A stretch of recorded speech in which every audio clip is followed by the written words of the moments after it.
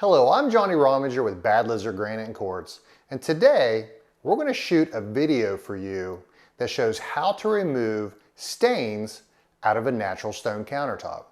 So stains can be many different things, but a typical stain in your average kitchen is going to be wine, maybe a Kool-Aid stain, maybe an oil stain, or perhaps a sauce stain, which is what we're working with today.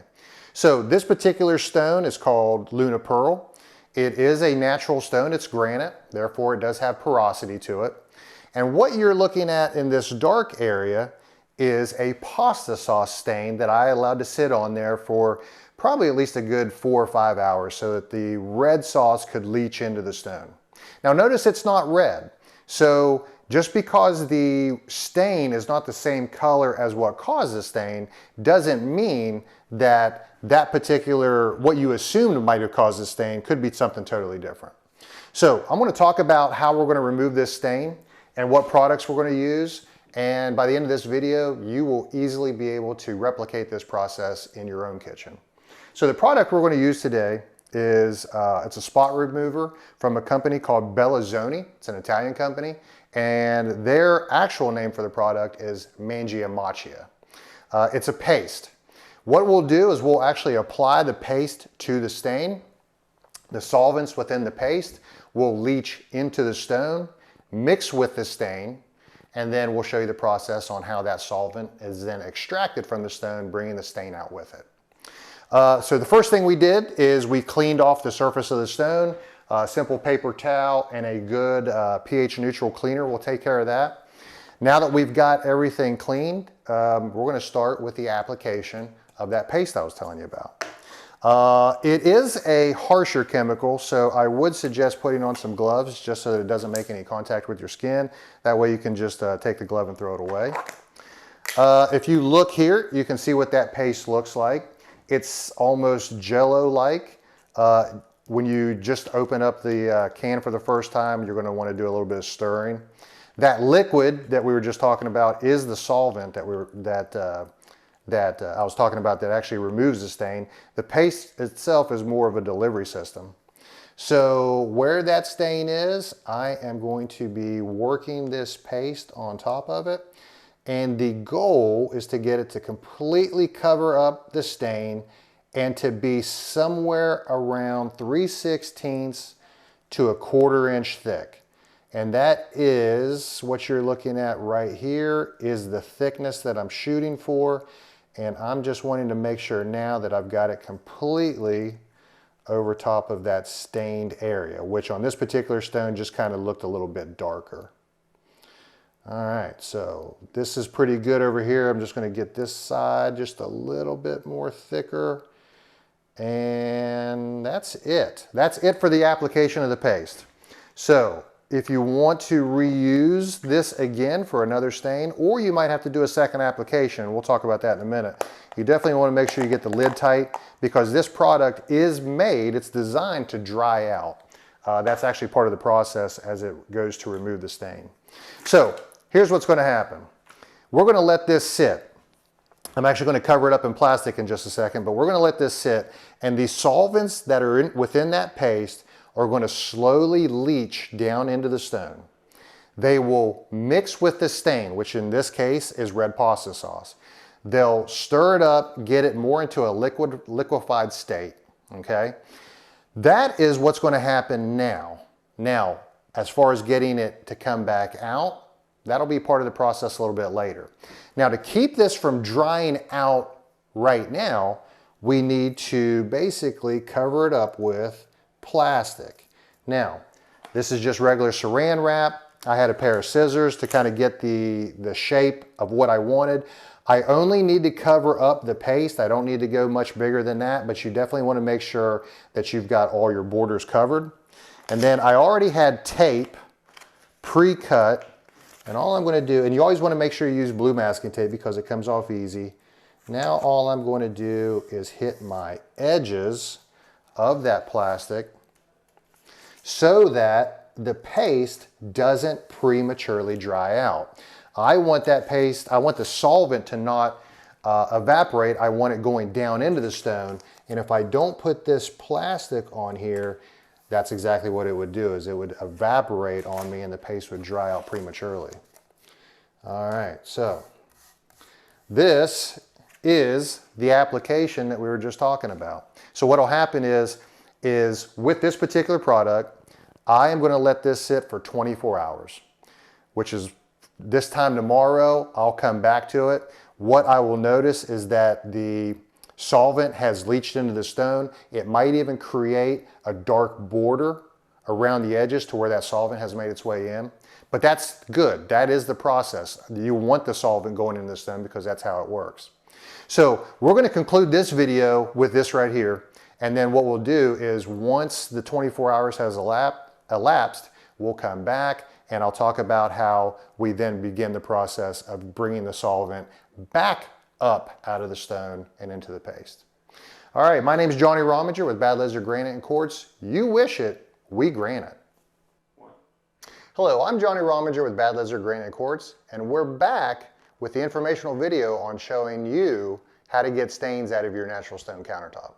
So, one whole day has elapsed, and what we did yesterday is we applied the paste over top of the stain. We're back now, we haven't done anything, and what I'm going to show you now is the next step in the process.